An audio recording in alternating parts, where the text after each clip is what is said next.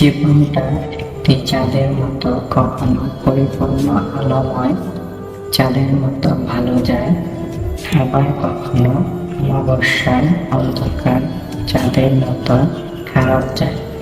অর্থাৎ আমাদের জীবনে সুখ দুঃখ থাকবে এবং এটাই আমাদেরকে মেনে নিতে হবে। কি তাই তো? সুখটাকে আমরা যেমন সবার সাথে উপভোগ করতে পারি কিংবা ভাগাভাগি করতে পারি, কিন্তু দুঃখটাকে সবার সাথে উপভোগ কিংবা ভাগাভাগি করতে পারি না।